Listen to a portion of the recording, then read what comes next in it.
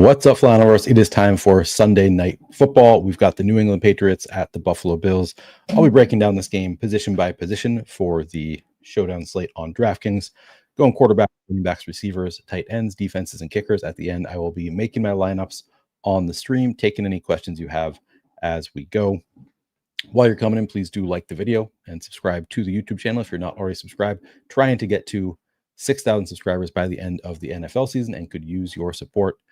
Let's get into it. What's up, Dan, Anthony, Dav? Is that Dav? Is that short for, is that Dave? What's going on? Something just happened in the game. Just got a notification. Got to check it out. Interception, fumble, touchdown. What's this about? Interesting. Oh, it's the Tennessee Arizona game. I don't care that much about that one. All right. Let's get into quarterbacks. We'll start with the Patriots. Drake May projected for 55% flex ownership, 9% captain ownership. He is 10,000. I think the quarterbacks are both great plays. Honestly, I think Drake May is going to be one of my favorite captain plays. I like him in the flex. I anticipate that I'll be overweight to these numbers on Drake May. I think the quarterbacks are two of the best plays on the slate. It's kind of, both these teams kind of use a lot of players. So it kind of consolidates around the quarterbacks. The fantasy scoring consolidates largely around the quarterbacks. So I'm going to really like both of these quarterbacks. I think both of them also rush enough that you don't necessarily need to stack them up. Most of the time, I am going to have stacks with my quarterback, but I think it's totally viable to play Drake May unstacked. Has a couple rushing touchdowns already on the season. For his career, averaging 30 rushing yards per game. He's down at 24 this year, but I'm not concerned about the dip this year. I think he's going to continue running when he needs to, and he's capable of scoring some touchdowns. So you can totally play Drake May unstacked. When I have him in the captain spot, most of the time I am going to have him stacked up. Again, the scoring dynamics that we've talked about enough on these shows. So yeah, I think Drake May looks fantastic. And then on the other side, we have Josh Allen. He's 12,000. So what was he? 2,000 more expensive than Drake May, but one of the best, players in fantasy football. He runs quite a bit. He already has 3 rushing touchdowns, I believe, on the season, along with about 40 rushing yards per game.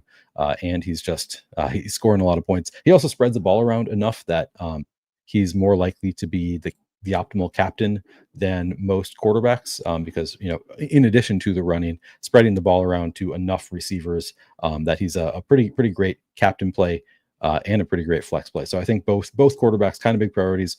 If Allen actually comes in at 36% captain ownership, I anticipate I would be light on that number. RG has it at 16.5%. I'd be pretty surprised if he comes in at 36%. But I would guess it's somewhere in between these numbers, because again, we honestly don't have that many great captain options. So my guess is north of 20, but somewhere in that 20 to 30 range. Allen captain seems about right to me. And I think I'll be right with the field at that number. Of course, running the sims, we'll see if I get right there. But I think that's where you'd want to be is in that 20 to 30% range. Josh Allen at captain, and then just take all the Josh Allen that you can. There's no real reason to try to fade him. If I were hand building 5 lineups, I would probably have Josh Allen in all 5 of them.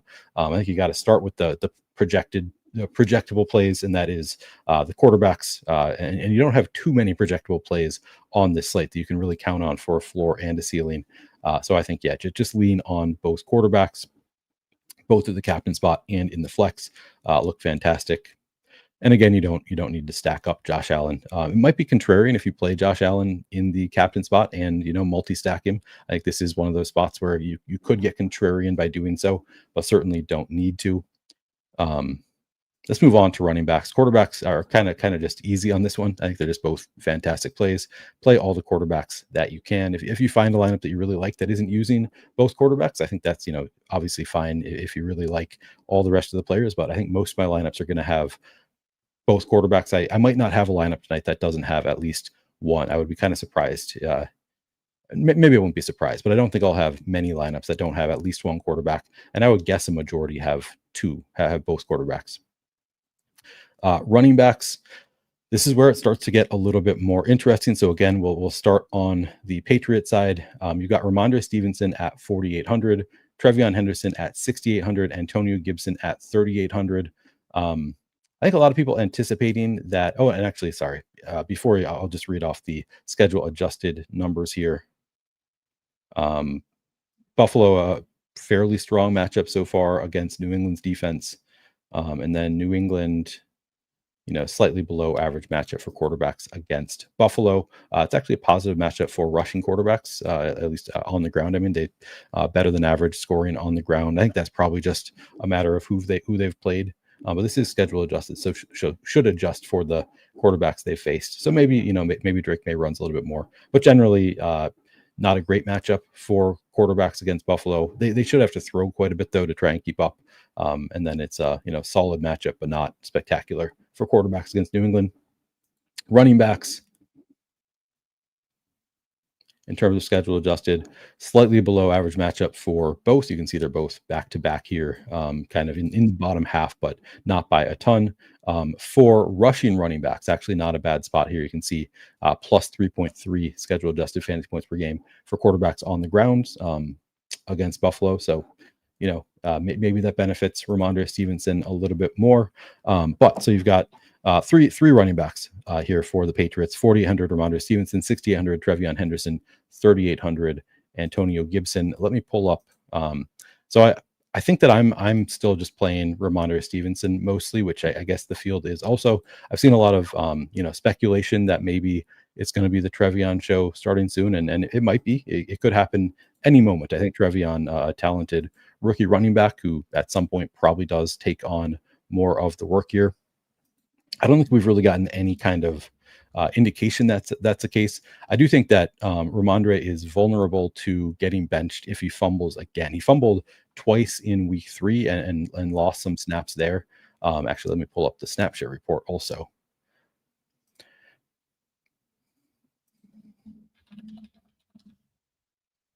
So again, in week 3, Ramondre Stevenson fumbled twice and it went from 66% of snaps, 66% down to 35% in that game. But then he was back up to 58% snap share last week.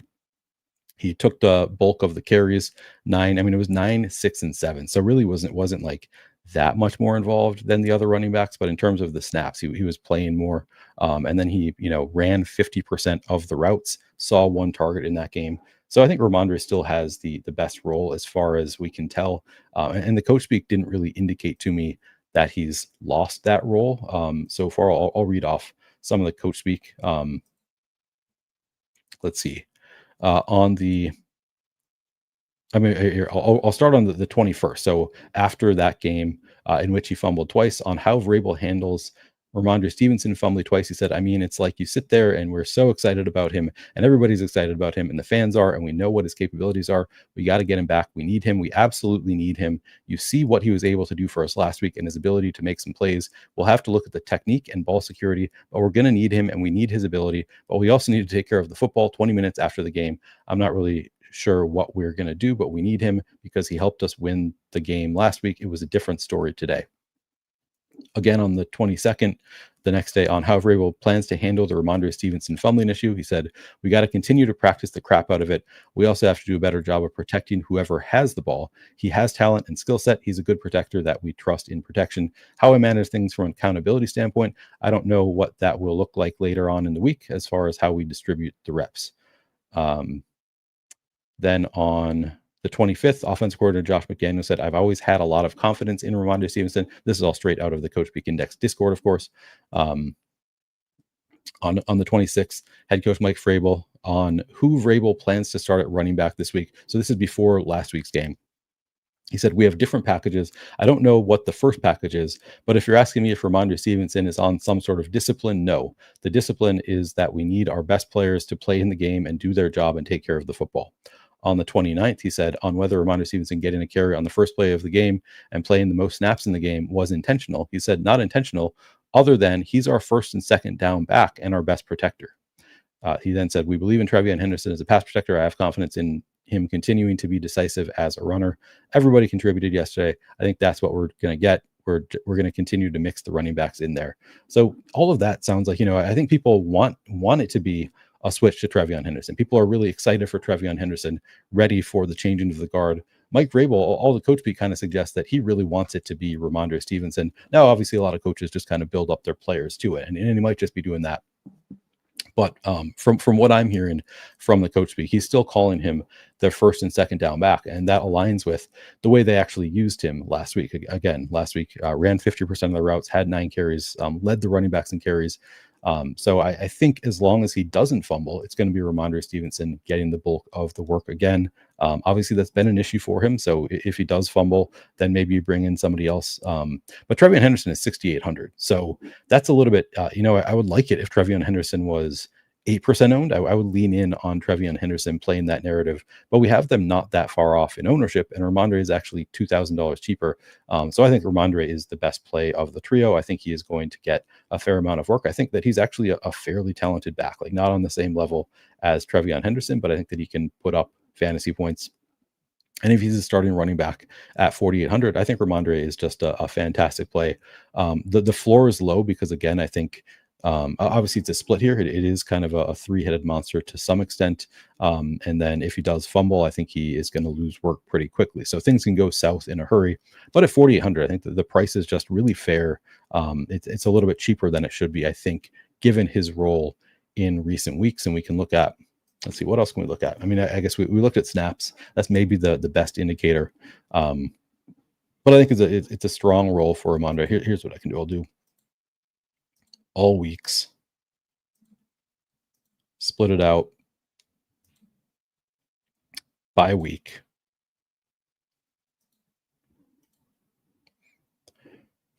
And just see what his role has looked like over time.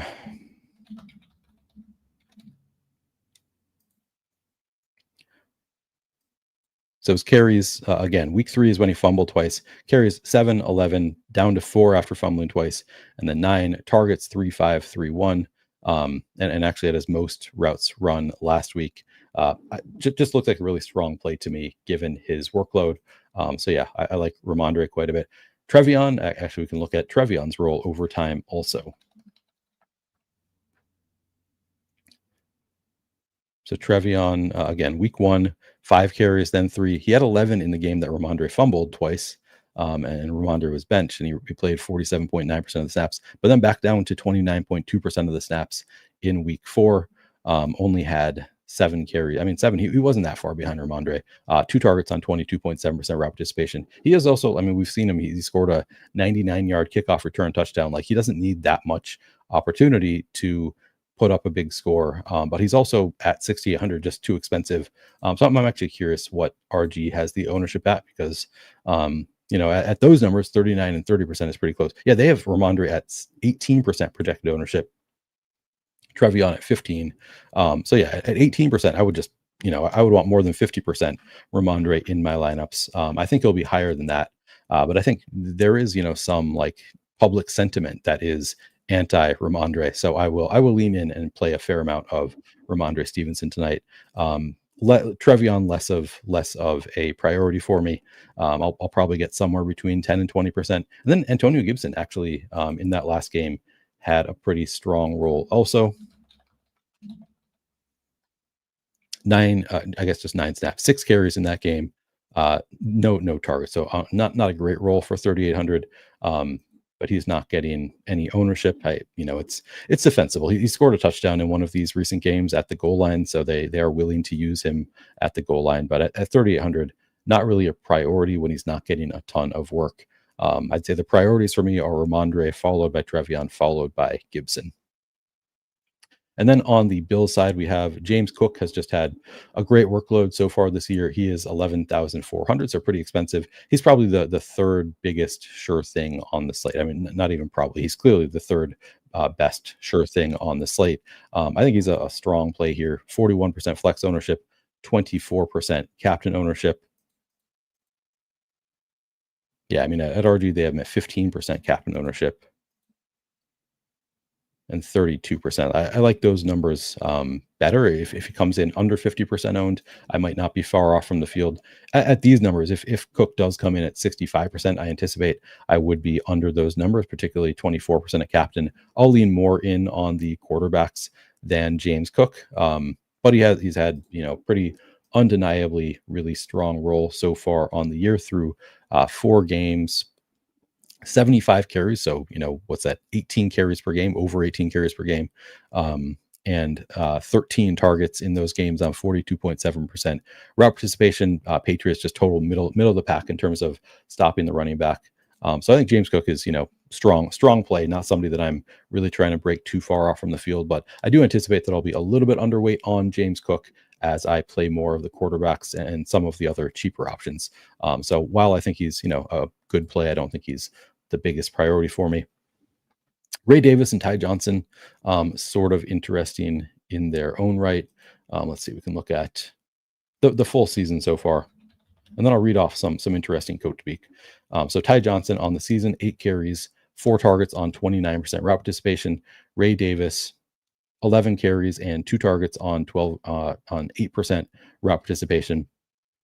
Let me read off the most recent coach speak because I think it is kind of informative. Let's see.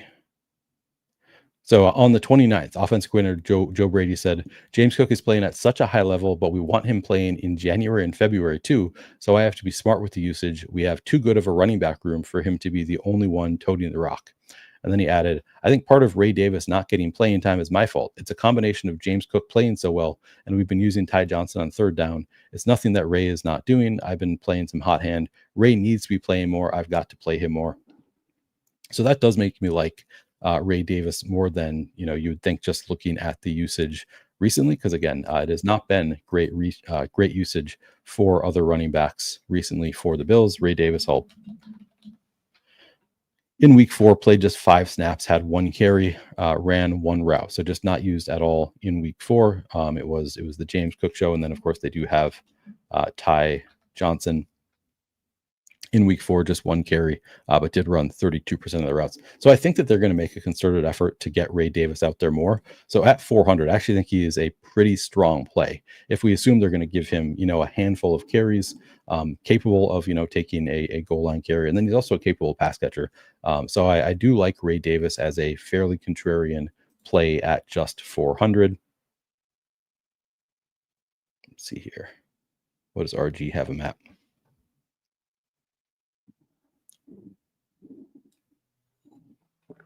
7% ownership.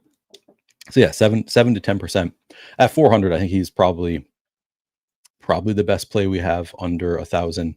I'll believe the coach speak here and play some Ray Davis. I'd be pretty surprised if they don't give him more opportunities after talking about him last week. Or I shouldn't say I'd be surprised if they don't, but I wouldn't be surprised, I guess, if they do give Ray Davis, 8 touches today to kind of make up for the fact that they haven't been using him recently. It might depend on how the game goes too. Like if it is really a close game, they might lean on their best players more. But I think that they're looking to get Ray Davis a little bit more involved, and he's just 400. So I think he's a pretty strong play. And Ty Johnson, he's 1,400, involved enough in the passing game that I think he is a fairly strong play. Also, the only issue is we don't have a ton of like great spend up options on this slate.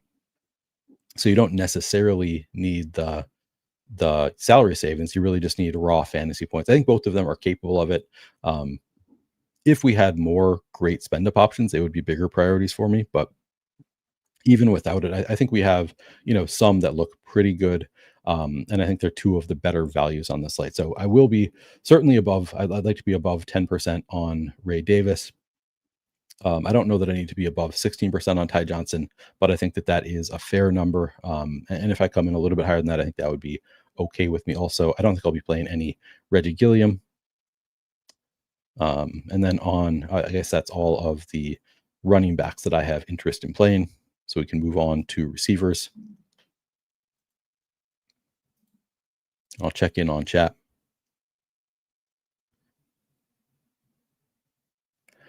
Yeah, you said Cook's the third closest sure thing. Who is the second? Yeah, it'd be Josh Allen, Drake May, and then James Cook for me. I think those are the 3 like great projections. Like the 3 that project the best by far here. So those would be kind of the 3 biggest projection boosts, but I'm leaning more on the quarterbacks than James Cook. I think James Cook just keeps getting it done though. So like I certainly wouldn't blame you if you want to play James Cook. I'll probably have 40% James Cook, like a little bit under the field to get to a little bit more of the quarterbacks. But he looks strong. Elijah Moore inactive. Yeah. Good reminder, please do like the video if you have not already done so, and make sure that you are subscribed to the channel. Also, let me read off the inactives. Give me a second here.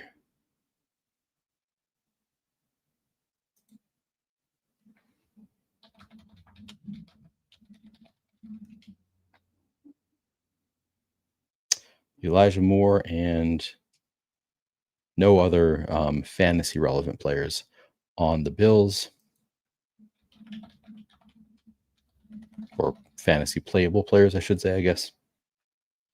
On the Patriots side, Efton Chisholm is inactive. I don't know that we're going to go there anyway, but okay, good check in on that. How do you feel about Holland's? Certainly not a priority for me. Well, we'll go over receivers when we get there, though. All right, let's see. Rance says probably X out any defense on this one. I wouldn't go that far.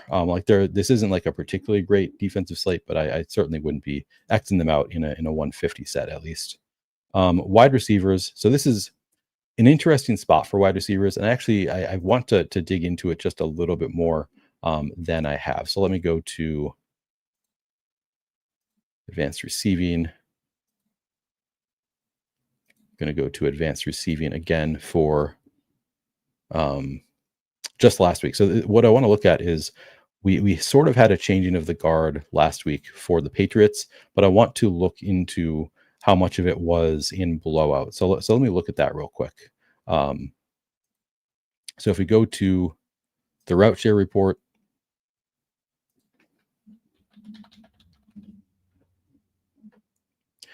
we see Stephon Diggs has moved up. He got 77.3% route participation last week. I think all indications are that is intentional. And then Kyle Williams, same thing, a rookie, from 9% to 10% to 17% to 27%.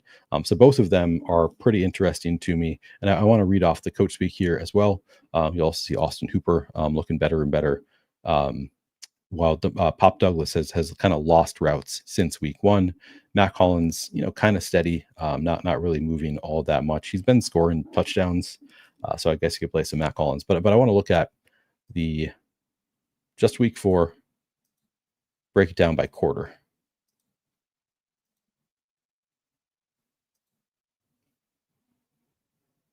Let's see, quarter, yep. Because they did win by quite a bit against Carolina.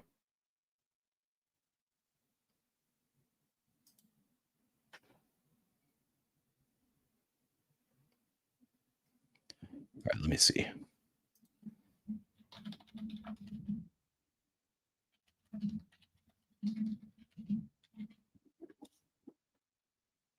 Yeah, so they were up 28-6 at halftime, 35-6 by the end of the third quarter. So the Patriots just kind of had that game in hand. So I want to make sure that this isn't a fluky kind of thing. So let me just look at that real quick.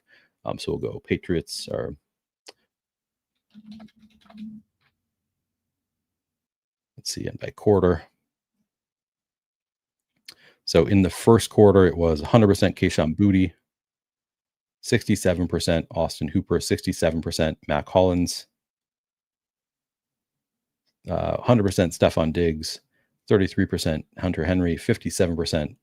Oh no, sorry, that's Austin Hooper ran 67%. Second quarter was 57% Hooper, 71% Diggs, 29% Kyle Williams, 29% Mac Hollins, 86% Hunter Henry, 14% Pop Douglas.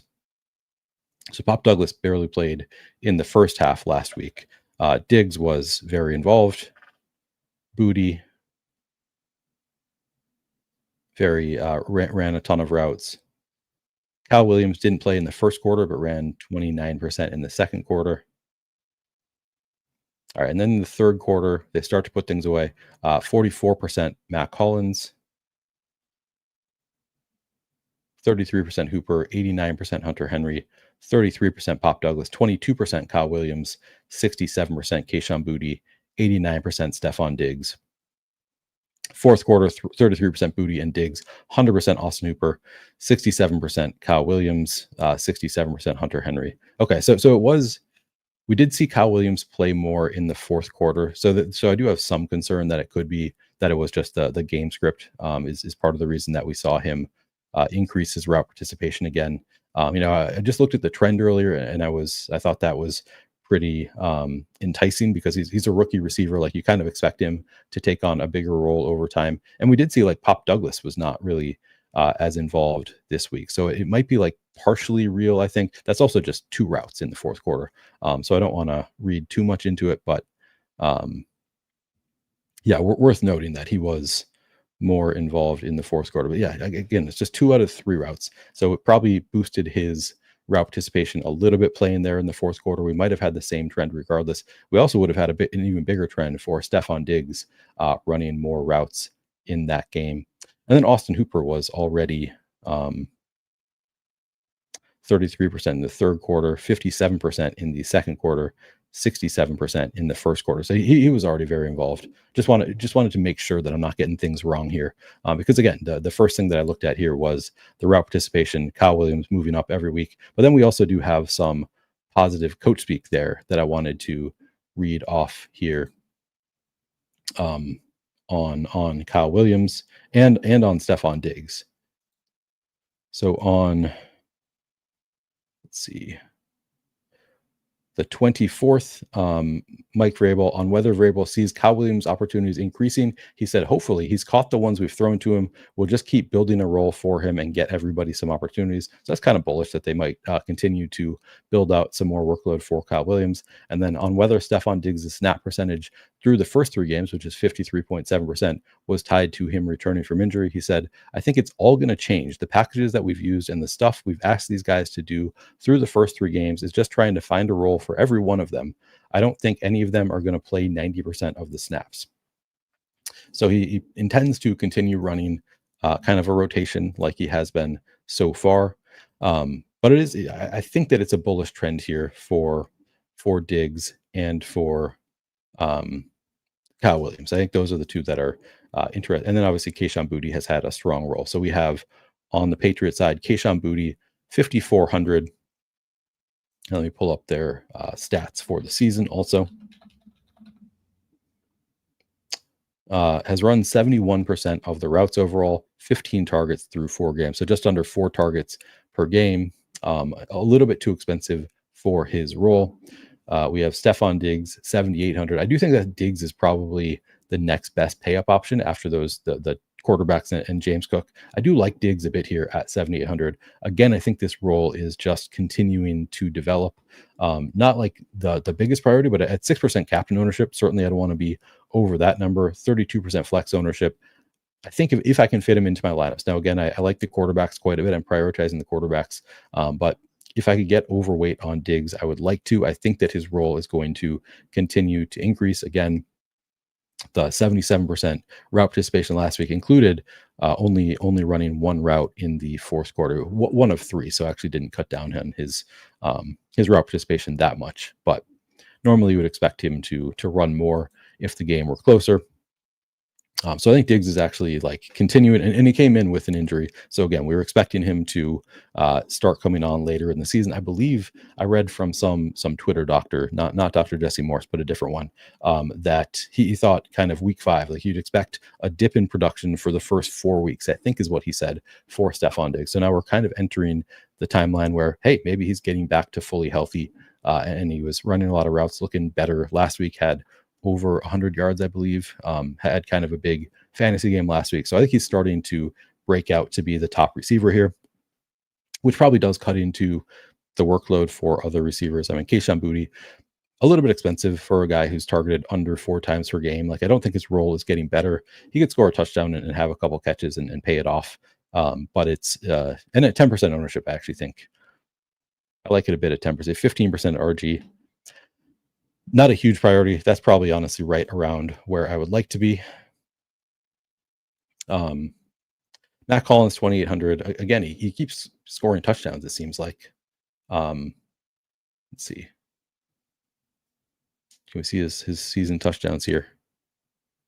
But he's just running 43.4% of the routes, 9 targets so far through 4 games. So just over 2 targets per game for Matt Collins.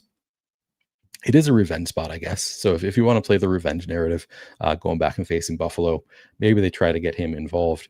Maybe they like the barefoot receiver. I don't know. I think it's I doubt that he puts up 15 fantasy points, but if he puts up 10, it wouldn't be surprising. It would be he's obviously projected for 4.5. It's not the expectation that he scores a ton of fantasy points here. 3% ownership. Do people like, is he one that people just like enough that he's going to get some ownership, especially with the touchdowns? Yeah, RG has him at 8%. I don't think I get to double digits with Matt Collins, but right around 5% seems fine. Pop Douglas, I mean, if you came in at 24% ownership, I certainly would not have interest. Yeah, and RG has him at 15%. I mean, he's 2,000. He has some role here, but again, the routes have been decreasing to just 18% in that most recent game for Pop Douglas.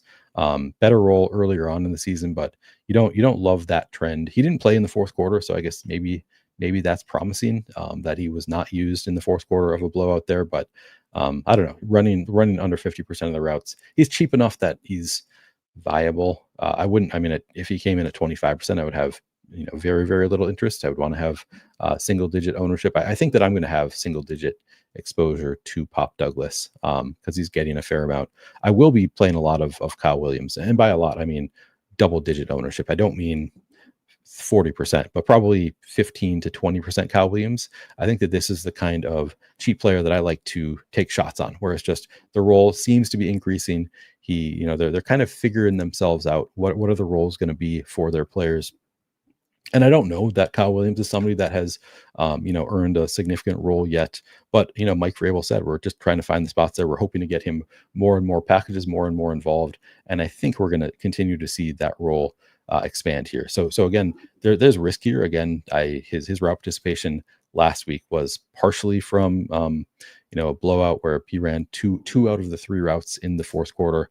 But mostly it's just, I think his role is increasing every week. So maybe he gets 40-50%, maybe surprises us, is more involved this week. I would not expect to see him out there over 50%, to be honest. I think we're hoping for another incremental jump, and a touchdown is basically what you're hoping for with Kyle Williams. But at 1,000, at 1% projected ownership, let's see, RG has him at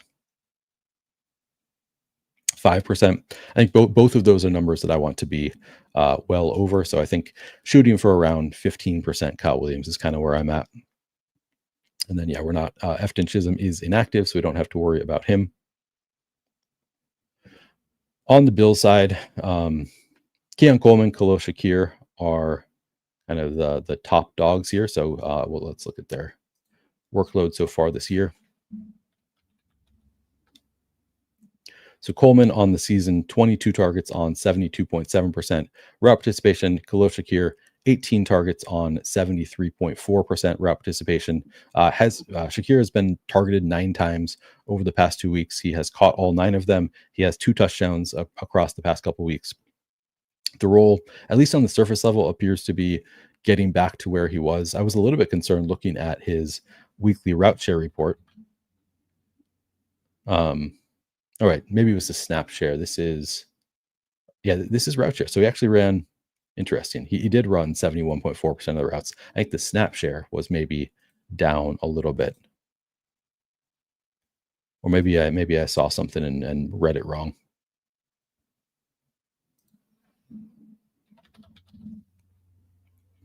Yeah, the snap share was down a little bit to 50.9% last week.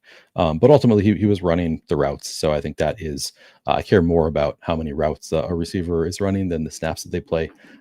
So I think that we're going to continue to see Khalil Shakir get back to being kind of the number one here.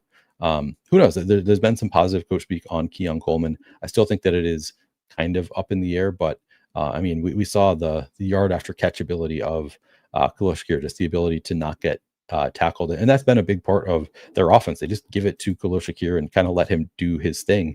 They give it to him short, and he manages to not get tackled. He's very good at that. So kind of brings up that PPR floor that they pass it to him so short, just a 5.6 ADOT for Khalil Shakir, and then he has that yak ability. So my preference is Shakir over Coleman in a vacuum. Actually, I mean, so we've got Coleman at 15% projected ownership, Shakir at 29. Let me look at RG, because that would actually change things pretty significantly if we do get him at double the ownership. They have Coleman at 21.5, Shakir at 26%. So both places actually have Shakir at higher ownership. So maybe public sentiment has moved more in the direction of Shakir in favor of Coleman. You can see Run the Sims actually has Coleman projected a little bit better. Again, there's been some positive coach speak on Keon Coleman recently. Who can't keep getting away with it? We talking about James Cook or Hollins. So talking about Hollins, I think. All right. Coleman is Kelvin Benjamin, Dirty O says. I mean, that's kind of the vibe I have too. Like I'm not sure that it's real. He had that big week one. Maybe he surprises me, but I'm in a vacuum. I would prefer Khalil Shakir. If Coleman's not going to get ownership, then that does change things a little bit. He's getting 15 to 20%. Again, there has been some pretty positive coach speak on Coleman. Let me find it. Yeah, I guess this is way back on the 10th. Sean McDermott said Coleman competed on Sunday. Let's see. I thought we had a great quote on Keon Coleman here, and now I'm not finding it.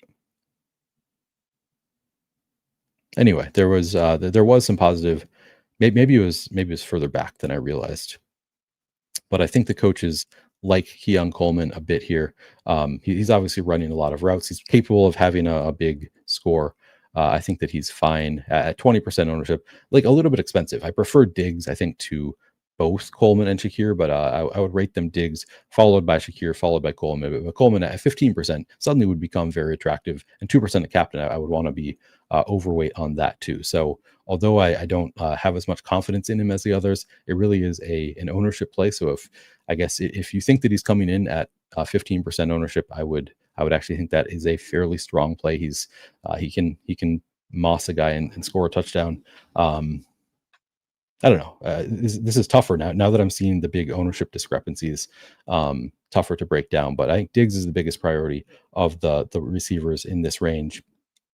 Coleman, I guess, totally fine at mid-teens ownership. Shakir, I probably want 20 to 30%. So I think I'll probably honestly play them just at the ownership levels that they're projected at would be kind of the goal, and then hope that they actually come in more or less than this, because I think this is about where I'd like to be. Is 15% Coleman, 29% Shakir. Maybe a little bit more of my mind going to Diggs here at 32%, but those seem like appropriate levels there. Diggs would be my favorite of the group. And then beyond Coleman and Shakir, you've got Curtis Samuel and Joshua Palmer. Elijah Moore is out. We can look at the route share report again. Josh Palmer losing his role, 69% down to 61%, down to 44%, down to 36%. The coaches were actually asked about that. Was he dealing with an injury or what's going on there? On the 29th, head coach Sean McDermott on whether Joshua Palmer's declining snap count is because he's dealing with an injury or because of a coaching decision. Sean McDermott said coaching decision. It's just based on how the game got played yesterday with respect to what was working and what wasn't working. Josh is a good player and we have a lot of confidence in him. So there was no reason for the declining snap share other than they just didn't want him in on what they were doing there. So yeah, what ownership would you consider neutral? Like where should they be? I mean, this is I'm not running Sims or anything, but like where I would think is like Diggs at 36 to 40%, Shakir at 25 to 28%, and Coleman at like 18 to 20%. Kind of those are the ranges that I would consider about neutral, but that's just kind of I'm just throwing out numbers here. That's my read on the situation, not like I've run Sims to come to those numbers. So Josh Palmer's declining workload quite a bit. He is 3,000. So kind of similar to me to Pop Douglas. It's just like the price is low enough that he's almost he's kind of interesting if he doesn't get much ownership, but also not very promising. Seeing the role move away from Joshua Palmer. Certainly capable of a big play here. He's getting 17.5% at RG. Again, I think Josh Palmer probably should be in the teens somewhere. I'll be underweight if he comes in over 20%. Probably around 10 to 12% Josh Palmer is what I am shooting for. He can put up a big score, a big play and pay off his salary, but certainly not a priority by any means. Curtis Samuel is 1,200. They've got him projected for 4% ownership here. Let's see. Curtis Samuel's workload. Actually, let me pull up. Let's see. Efficiency report.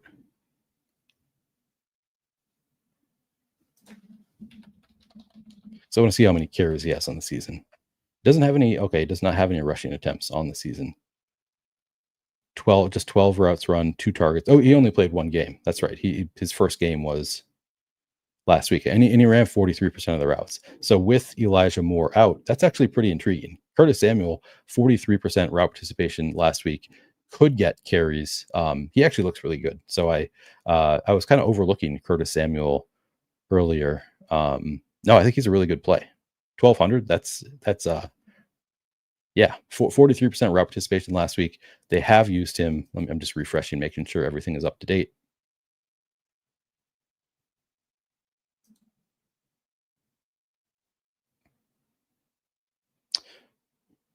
Yeah, my current read on this is that he looks like just a smash play, and somebody that honestly I had not considered until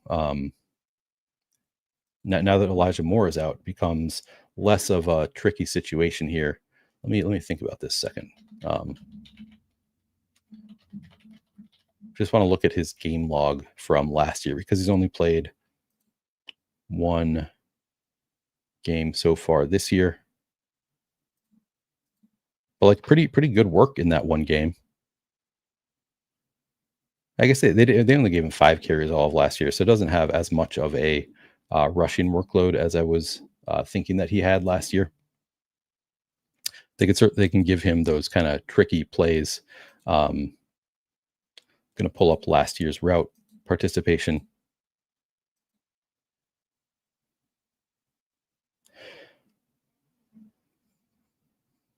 Yeah, it's kind of coming on late. Only 24% in week 15, and then didn't play. So maybe he got hurt in week 15. I don't remember what happened there, but kind of all over the place in terms of his route participation.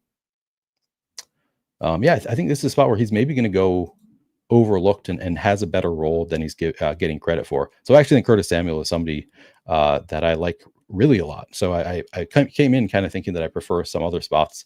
I think he's a better play at this point than Kyle Williams probably, because he already has the workload there. He's going to get more of those, short passes where he can rack up PPR points. So he's got the floor, and then they also use him in interesting situations sometimes in the red zone. So I think Curtis Samuel, okay, RG has him at 11% ownership. So there, I think, Kyle Williams at 5. I mean, still their Curtis Samuel might be better. But yeah, I think Curtis Samuel is somebody that you should probably get into a quarter of your lineups.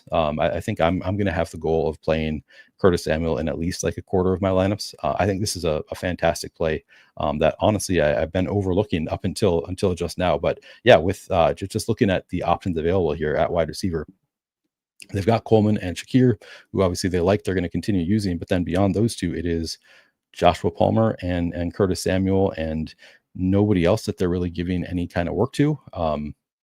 So I think with Joshua Palmer clearly not being somebody that they're really prioritizing at this point, I think he looks great. I think I want to play a lot of Curtis Samuel. Okay, and that's final note on wide receivers. Let's get to some Curtis Samuel. Let's move on to tight ends.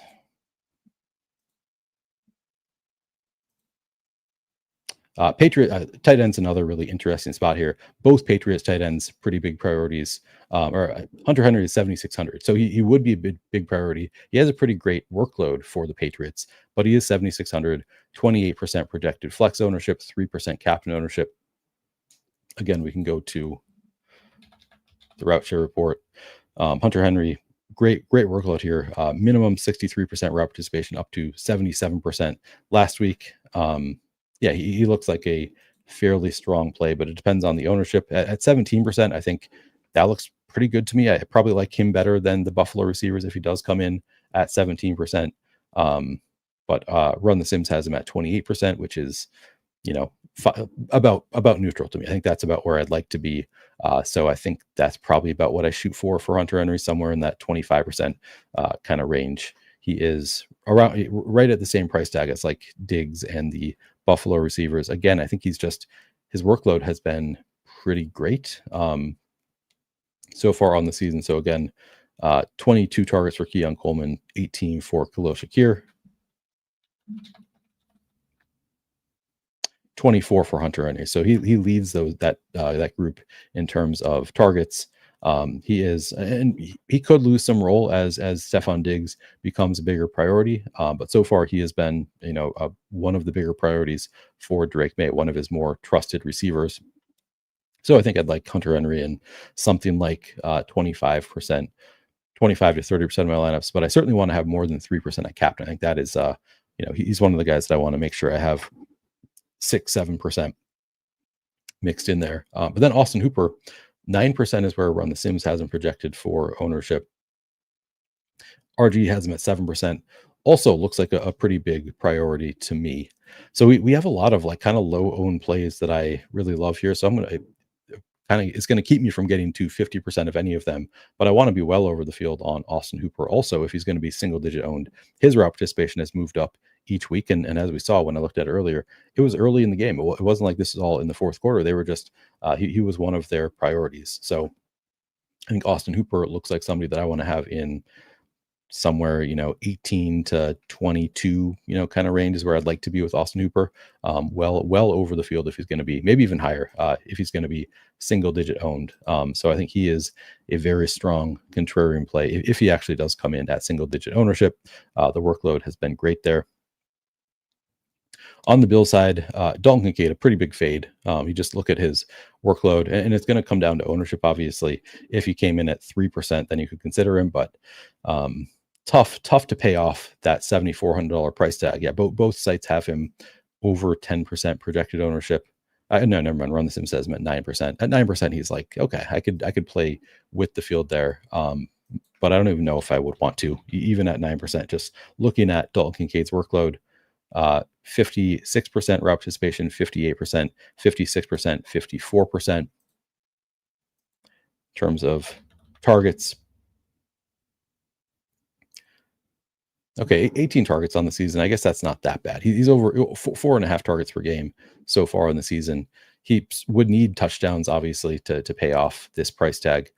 Needs at least one touchdown and like 50 yards to go along with catching all of his passes.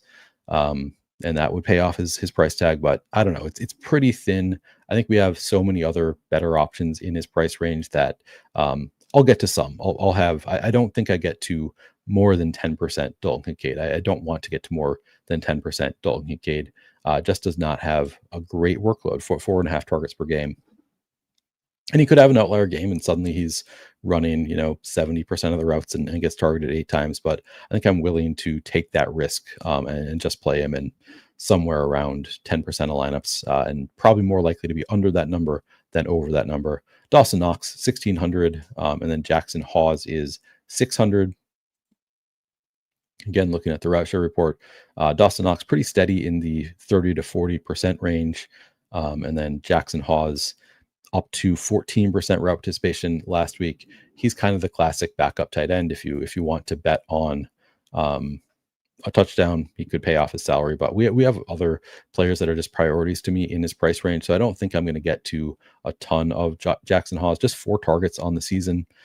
Dawson Knox, 7 targets on the season. Honestly, also basically the classic backup tight end, less than 2 targets per game. And 1,600, like again, both of them, if they pay off a touchdown, there's a good chance that you will want them in your lineup, but also not a guarantee that you're going to want them in your lineup because I think we have enough other strong options that are relatively inexpensive. So I think Dawson Knox, 12% seems okay. I might be underweight to that because I want to get prioritize some other pay down options. And then Jackson Hawes, at 1% ownership, I want to make sure I have him in my player pool. I think that he's a relatively strong backup tight end. Because he's on the Bills and they spread the ball around and they're going to score a lot of points, but he is not a huge priority for me. Again, because I really like Curtis Samuel, I really like Austin Hooper. Kyle Williams to some extent. So we have enough pretty good cheap options that I'm not going to prioritize these backup tight ends where you're just kind of hoping for a touchdown. And then finally, kickers and defenses. I'll check in on chat before I move down.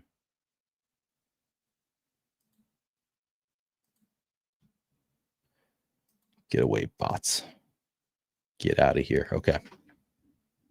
I didn't look at Tyrell Shavers. Any chance Diggs puts up a dud? Yeah, I mean, I think he's put up duds in 3 or 4 games so far. It's certainly possible that Diggs puts up a dud. By the way, another revenge game. I didn't even mention there's another revenge game narrative here. Yeah, bajillion variables. These are tough showdowns. I kind of hate Bills showdowns, Chiefs showdowns. Like they're just kind of so many different ways they can go. Yeah, Antoine, agreed. Samuel or Hooper, love them both. Favorite $200 play? I don't know that there are any. Let me look at. I'll take a look at Shavers since he was brought up. I guess he did. He ran 11% of the routes, minimum of 7.7. I think he's kind of the same thing as a backup tight end play, where it's like you probably need a big play, but he could do it without scoring a touchdown, just like a 50-yard reception, and he pays it off. I think he's viable, somebody to have in the player pool. I would not say he's a priority because he's just not a priority for the team. I think it's more likely, and Curtis Samuel right there at 1,200 at just 4% ownership. Also, I'm going to be playing a lot more Curtis Samuel. Shavers though can break one off and hurt you in a big way if you don't play him. So I probably don't get there in 20 lineups because I would probably just prioritize Samuel, Hooper, etc. But I think in a 150 set, I'd like to have 2 or 3% Tyrell Shavers. It's kind of my line, like not a priority, but somebody to mix in a large field if you're playing a lot of lineups. Kickers and defenses. We've got Andy Borregales, 10% projected ownership at 4,600. I think the kickers are going to look better here than the defenses. But also, I mean, the Patriots 3,400 projected for 3% ownership. I think that's, I'll play more than that of the Patriots. It's not an X out the defense spot. It's not a great defensive spot because I think there should be some scoring here. But certainly the Bills are capable of turning the ball over.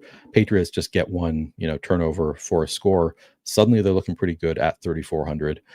Again, they're competing with a lot of other players that are in the same salary range or cheaper that I like quite a bit. So not going to prioritize it, but at 3% ownership, I would have some interest there. Also prefer Borregales in a vacuum, but he's also more expensive. Prater getting 22%, Bills 21%. That's kind of a lot of ownership going to the defense, but that's also pretty inexpensive, 4,200. I think it's actually fair. 23% total ownership on the Bills, 24% on Prater. I don't have any great takes on these. I think that they're kind of appropriately owned, and I suspect I come in underweight because I'm going to get to more of prioritizing some of the other pass catchers that I've talked about, and honestly the Bills backup running backs. So I have a lot of value that I kind of like here. So I probably end up not playing a ton of kickers and defenses. I'll make sure I have some, but yeah, not a slate where I'm really prioritizing them, just because there's other lower owned value that I also think has upside. So I think they're fine. I'll mix them in, but not huge priorities on this slate. All right. Anything else? I'm going to start running the Sims. Let me know if you have questions. Crap.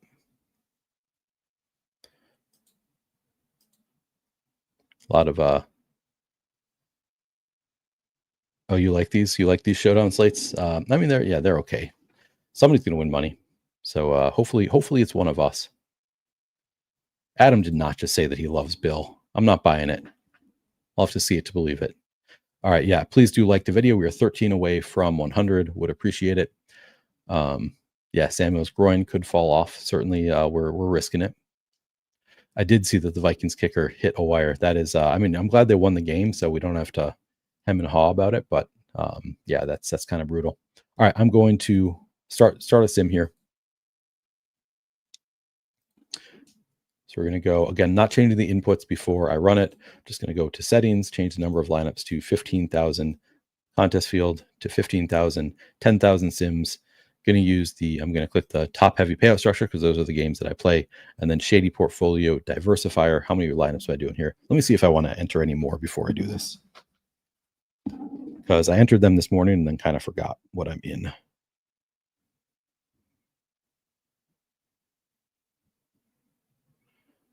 So give me a second here. My DraftKings app kind of slow today. All right, there we go.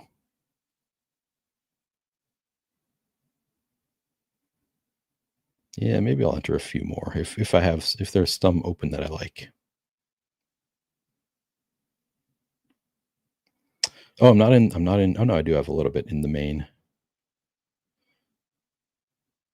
There's another 20 max I can enter. Sweet. All right, give me a second here. I will be doing this momentarily. All right, we're good. We're good. I'll display that.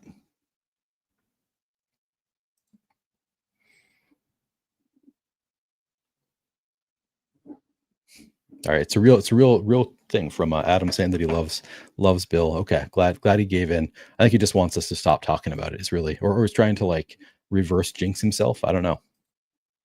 What did Bill do anything at the end of the game? I know he scored those 2 touchdowns and he then fumbled it. And then I was hoping our guy Mathology played a lot of him in the dog bowl, so kind of hoping that Bill does something. But did he end up doing anything? All right, 206 lineups I'm going to be playing here. So I'm going to change the shady portfolio diversifier to 206. This is going to give me the top EV portfolio of lineups rather than just the top lineups. I'm going to click SimRunner Pro.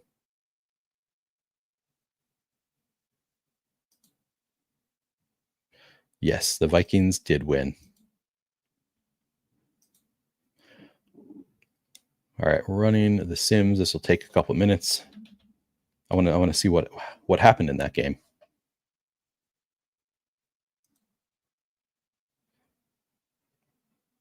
I was not cheering for Washington. I was cheering for the Chargers. Okay, they didn't. Doesn't look like they scored any more touchdowns. Man, Lions game closer than expected. 37-24. Did Arizona win? Arizona lost. I had Arizona as one of my survivors. I cannot believe that they lost that game. Played chalk Arizona Cardinals in Survivor, and got punished for it. Isaac Tesla scored a touchdown.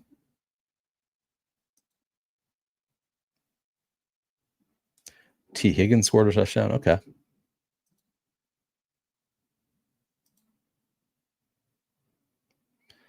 Oh, nice. Scott and I entered one of the lineups we built on Outside the Box. We entered it into the 555, and it cashed. Didn't win, but we'll take a cash.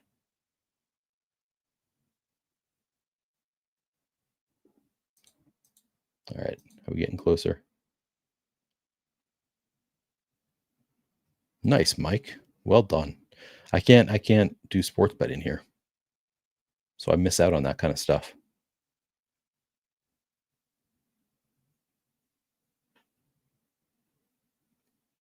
Favorite captain for single entry,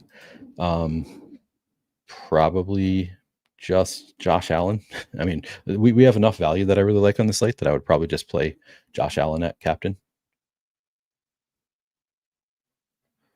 I saw the beginning of how they blew it. I did not see how it all played out.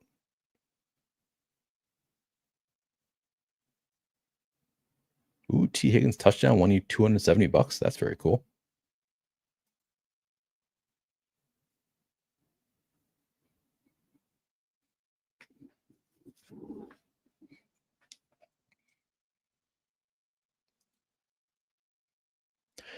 Diversifying payouts. That means we're close. While this is going, I'm just going to build out a lineup while this is going real quick. Just to make sure that I get like the exact lineup that I want.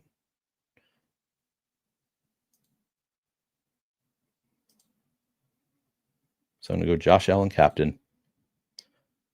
Going to do the cheap guys that I really like. So that's Curtis Samuel, Austin Hooper. And was there one more? I mean, I've got a lot of money now, so I can go up to Diggs, Drake May. Can't quite afford Cook in this lineup. If I move off of Ramondre, I mean, I could move off of Diggs for Ramondre. Got a ton of salary left over, maybe too much. All right, so it doesn't work out exactly how I'd like. Maybe if I swap Josh Allen for Drake May in captain, then what can I do? Then I can play Diggs instead of Ramondre. I mean, it uses the full salary, so this is sort of gross from that perspective, but plays all the players that I like. I mean, plays a lot of them. I really like Ramondre also. Can't quite get there. Whatever. I'm gonna play it. It's a lineup that I like. Uses too much salary. Oh, I don't have salary. I don't have money in my account. All right. Well, we'll see if I get there. Maybe I'll have to add some money and play it. All right. Getting back to my Sims lineups, I'll prioritize these, and then go build it on my phone and deposit on my phone after I run a new sim. Okay. Top lineup.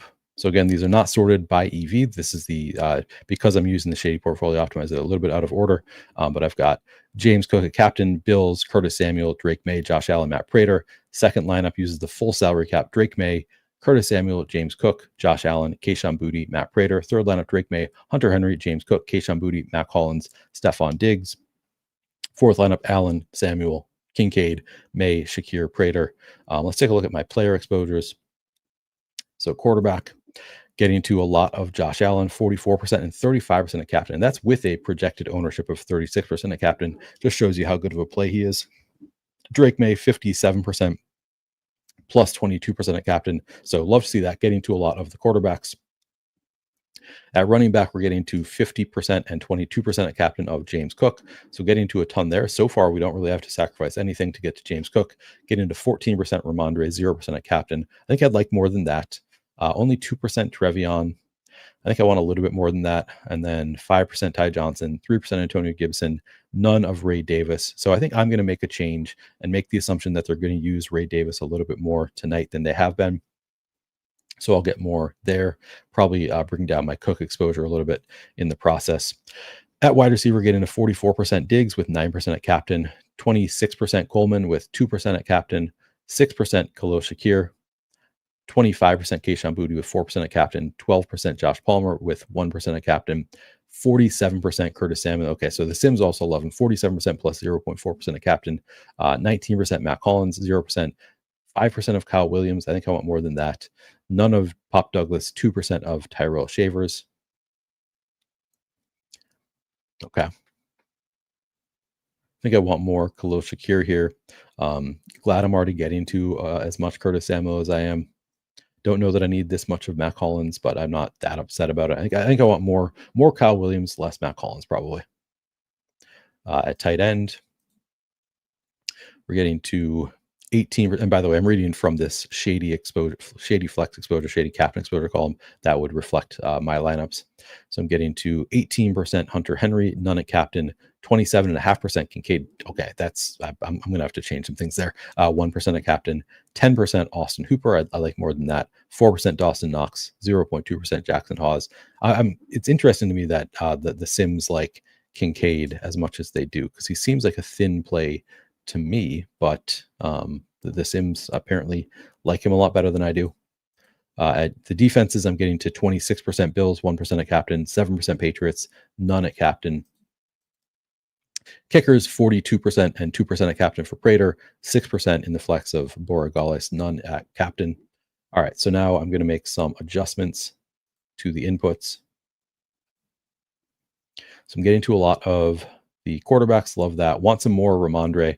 He's projected for a ton of ownership here, more than I've seen elsewhere. So I think the biggest way to get to more of Ramondre is to give him lower ownership, more in line with other places. Also, he ran 50% of the routes last week, took 9 of, I forget how many carries they had, something like 20 some. So a little bit under 50%, but I think this is taking away too much of his market share. So I'm going to click the smart adjust button. I'm going to give more rushing market share. Oh, I guess, sorry, I'm not accounting for Drake May. So maybe this is fair.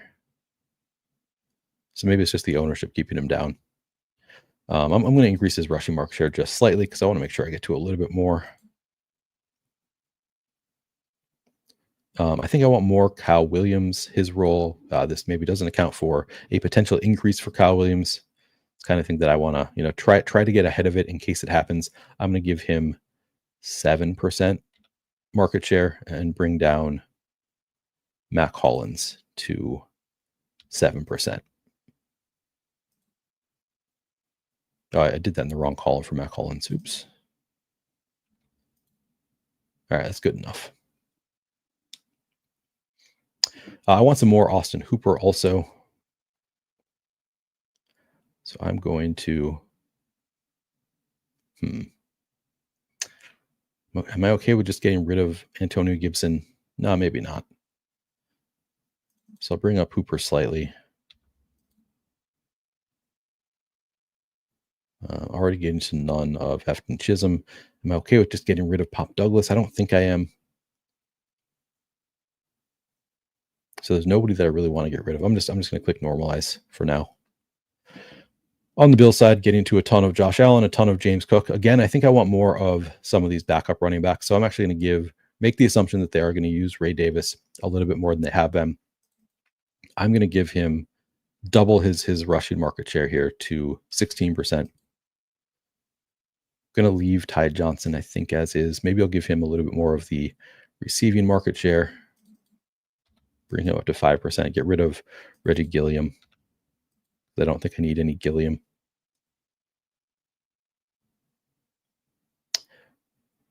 Let's see. So I was not getting to a ton of Shakir, and I was getting to a lot more Coleman. I think that's because we have the ownership so far apart here. I'm going to move Coleman's ownership up a little bit to 19% and bring Shakir down to 24%.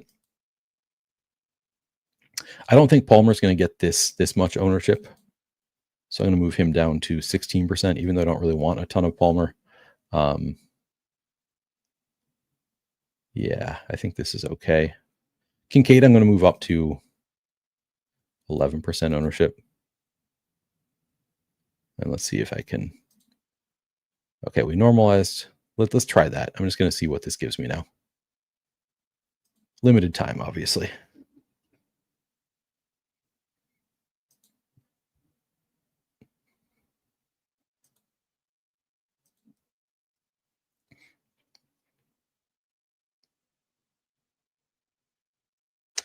Sean says my first lineup is his in $5 single entry. All right, nice, very nice.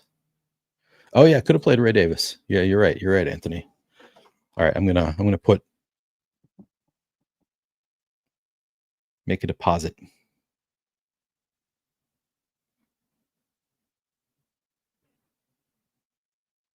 Just enough to play a couple lineups.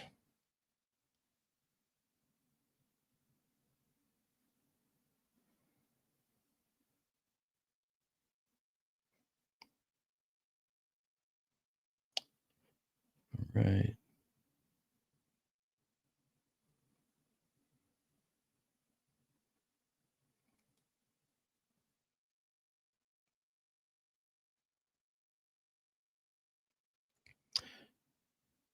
Good. All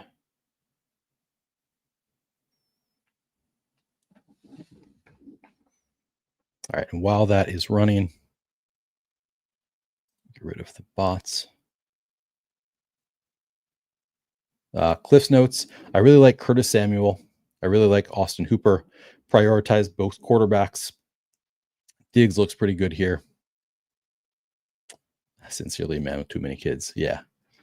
I think Ray Davis maybe sees an increased workload, but still kind of inexpensive. But I guess the Cliff Notes is I really like both quarterbacks. I think in a single entry, Josh Allen would be my captain. I think Ramondre Stevenson is still the starting running back on the Patriots, and he's going a little bit overlooked.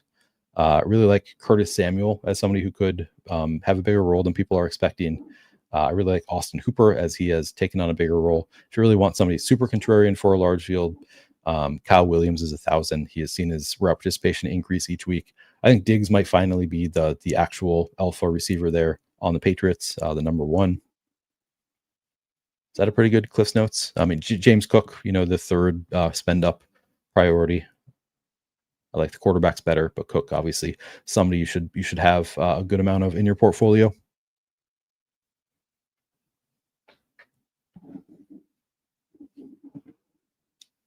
Diversifying payouts.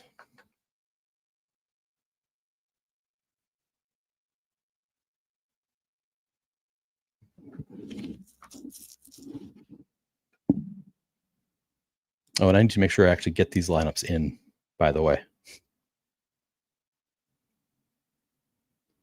Because currently I don't have any lineups in there. So don't let me not play them. Elijah Moore is out if you didn't catch that part.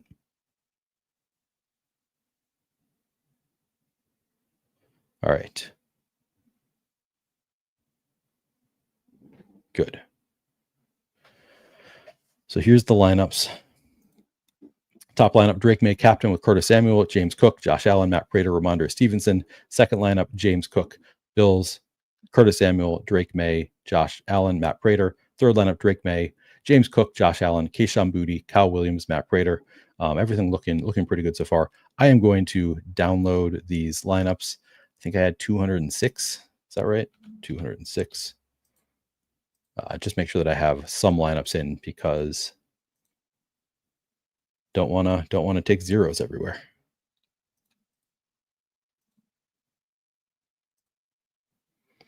I do have more time here. It starts at 7:20, not 7:15 like they do on other nights. Okay. But still want to make sure I get them in. All right, we'll run the Sims one more time after I look at the player exposure, see if I have time to.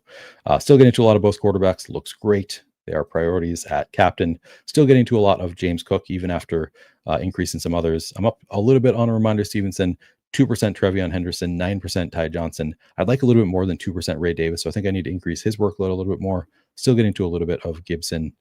Okay. Might want more. I think I want more than 2% Trevion Henderson. I think, I think he does have upside. Wide receiver getting to 46% Diggs, 5% of captain, 24% and 1% of captain now of Coleman, up to 11% of Khalil Shakir, so getting closer. I think I could cut out a little bit more. Boutte, 14.5% Josh Palmer, down to 28% Curtis Samuel. I guess that's fine, but I do like him quite a bit. Up to 27% Kyle Williams, 6% Mac Hollins, 1% Tyrell Shavers, none of Pop Douglas. That's a little bit of a risk.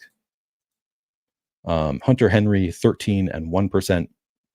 Still getting a lot of Kincaid. I think I'm going to cut off some of my Kincaid. 11 and 1% Hooper, 2.5% Knox, none of Jackson Hawes currently. Getting to a lot of the Bills defense, not much of the Patriots. A lot of Matt Prater, not much of Borregales. Okay, I need to do this quick, so I'm going to very quickly. Let's see. I think I want a little bit more Trevion. So I am going to increase, maybe take a little bit of Drake May's rush work away, because I'm still going to get to a lot regardless. I don't think that worked. And move it to some to Trevion. Okay. Can take away some of Boutte's work. I think I want a little bit of Pop Douglas, so I'm just going to give him 6%. And maybe move up Hooper a little bit. I think that'll be better. Okay, yeah, I'm going to normalize. On the Bills side, I'm getting way more Kincaid than I'd like. So I'm going to move up his. Now I'm going to move down his target share to 15%.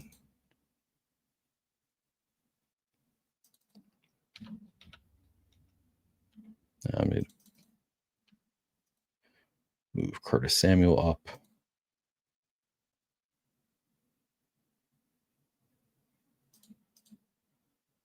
Let's see. Good. What else? Maybe a little bit more Khalil Shakir again.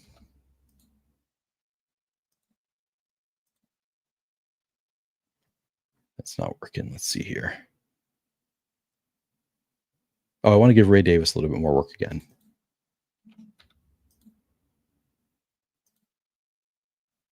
Okay, this is not working, so I'm going to take it away from Jackson Hawes, maybe, I guess. I want to have a little bit of Hawes, but I'm running out of time here, so I'm going to take it away from Palmer. Okay. Now we'll see if I have time. Move this down to 10,000. Run it one more time. Wish me luck.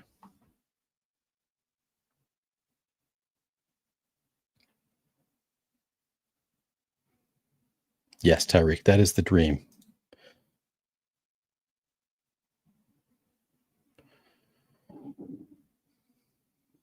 All right, I'm going to make another lineup.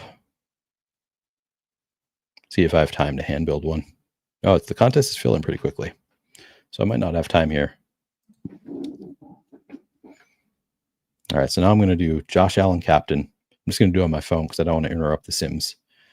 Drake May,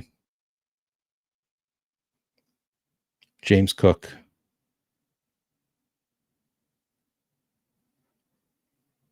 Curtis Samuel. Where's Ray Davis? Ray Davis. Now we've got 9,000 left over, and I can play Diggs and still leave salary on the table. Yeah, that one's nice. Could afford to play Hooper instead of Curtis Samuel in that one. But yeah, Josh Allen with James Cook and Ray Davis, so double running back plus Curtis Samuel, and then just Diggs and May skinny on the bring back. That looks pretty good. Leaves 1,200 on the table. Yeah, thanks for the reminder, Dan. Please do like the video if you haven't already done so. Oh. Trying to get rid of these bots.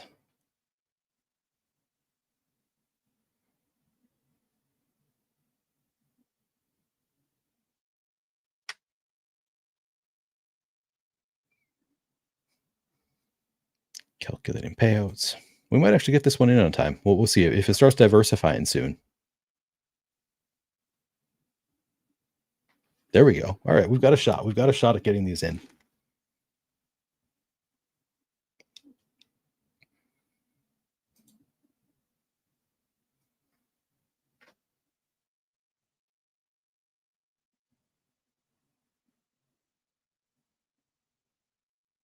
Come on, come on. All right, if less than a minute now, this might not happen. Shady, please, I'm begging you. Work as fast as you can.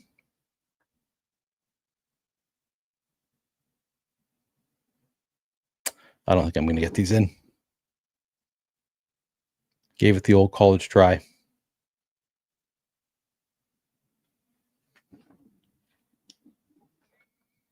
Not enough Ray Davis.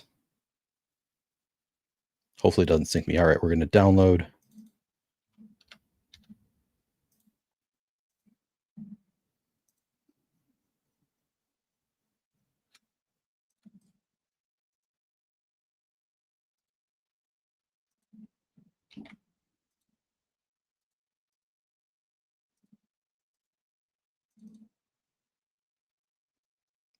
Oh, we just missed it. It turned 720 right after I clicked it. All right. Well, we got the previous run of Sims in. So made some adjustments, got a little bit closer to where I'd like to be. We did our best. We did our best there.